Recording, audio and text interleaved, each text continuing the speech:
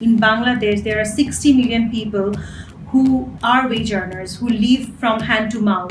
Almost 3 weeks na nasa bahay sa self-quarantine.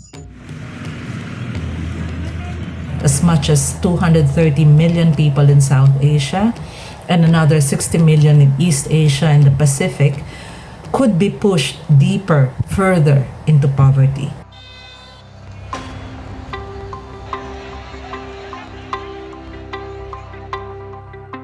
Ever since the first case of COVID-19 came out of China, there's one measure that's been talked about as the most effective solution to contain the spread of the virus: social distancing.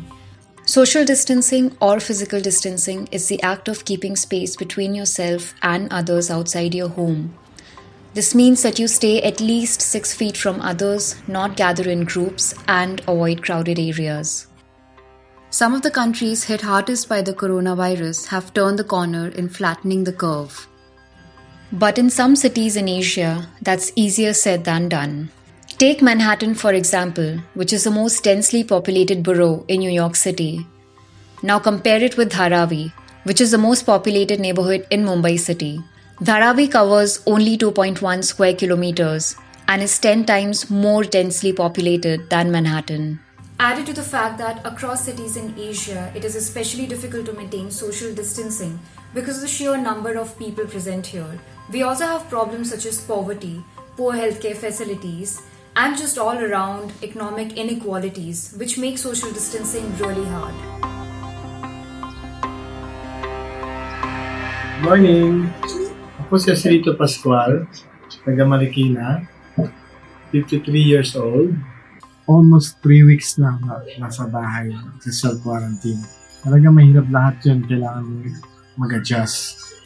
Lalo sa pagbabudget, limitado naman po, kailangan ng ating mga paggastos sa bahay. Kailangan, ibabudget mo yan. Gagawin mo lahat yun para sa pamilya mo. Sa self-quarantine, mahirap ipatupad sa bahay. Sa public places, kaya ko. Ako yung lumalayo. Sa bahay, mahirap kasi malit lang yung space namin. Asia is a region of contrasts, but there continues to be deep pockets of poverty. So inequality is going to be one key factor that will affect how the pandemic is experienced by different groups of communities. And in places where large numbers of people depend on a daily wage, a community quarantine or a lockdown will mean serious loss of income, will mean a serious impact on livelihoods. In Bangladesh, there are 60 million people who are wage earners, who live from hand to mouth. And if they don't go outside for a certain period, they can't really get food for their families. We went for a food relief distribution in a slum. We tried to maintain a social distance. We told them that you have to actually stand apart, 3 feet apart from one another. But in just 10 minutes, 200 people gathered. And you can't really blame them because they are the people who do not have their food. They are seeing people are coming with food reliefs. They are coming and they're trying to grab those as much as possible. Even if we try to maintain a social distance at that point, when they're going back to their own places, this is all the same. So how can you really make sure that these people are maintaining a social distance from each other? When India's government imposed the world's biggest lockdown on 1.3 billion people, it led to a number of problems. 37% of the total population of the country, made up entirely of migrants, suddenly found themselves jobless and homeless in India's most thriving cities. Hundreds of thousands of migrants started walking. Some even died while trying to make their way back home.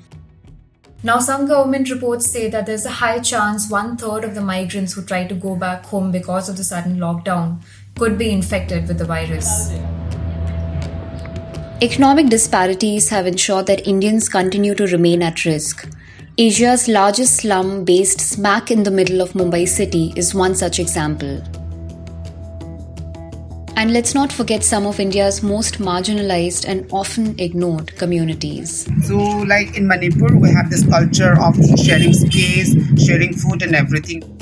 The people who belongs to the working class and doesn't have a proper protection of the houses, for example, they doesn't have a gate. So people still are gathering together and then spend time together. It's very windy. So this is how children come together and they're still practicing the all method of playing together. So I don't think that still in Manipur, in some part of the Manipur, people are maintaining social distancing because it's very difficult for the Meitei community and different community in Manipur to accommodate themselves in their tiny worlds, the external regulation or the external forces.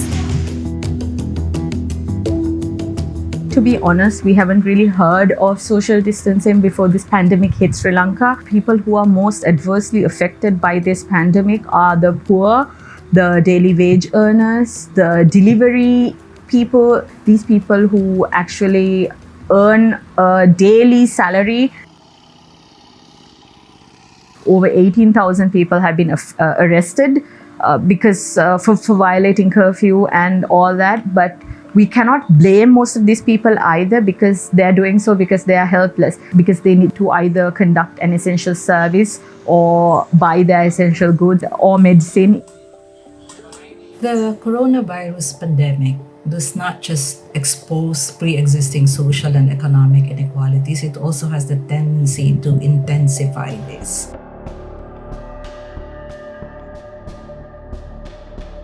Afghan people have gone through serious years of war and witnessed horrible days, harder than COVID-19 issue. Here, a big portion of people are the only breadwinner of their families. With daily wages, have to get out for livelihood. We have seen many positive COVID-19 patients who escaped from the hospitals due to lack of enough medical services. Majority of the people are brought up with religious beliefs and they depend on God rather than safety instructions.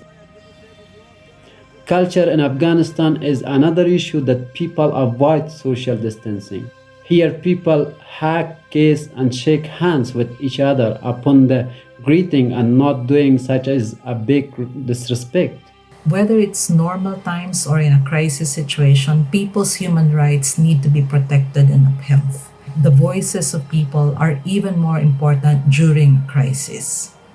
So we need to make sure that we are not leaving anyone behind, regardless of their income, their social status, their political or religious affiliation, their ethnicity, their cultural identity. No one is safe unless everyone is safe. In Singapore, which is one of the world's richest and developed countries, the lockdown is currently seeing over 250,000 migrant workers not just quarantined in cramped conditions, but also facing social stigma and rumors of being the carriers of the virus. But it's important to note that social distancing is not the only measure out there that some governments and experts are considering to stop the spread of coronavirus. Some are ramping up their tech and surveillance while others are aggressively testing even the asymptomatic people. And then there's this measure called herd immunity, which basically means that the more the people are exposed to it, the more immunity response they will build towards it. But for now, the fallout of coronavirus is yet to be seen. What's happening in Asia right now, the displacement, the poverty, the economic crisis and so on, it's an unfolding saga. Let's just hope that when we look back at the pandemic, we aren't burdened by how we chose to treat those who were affected by it the most.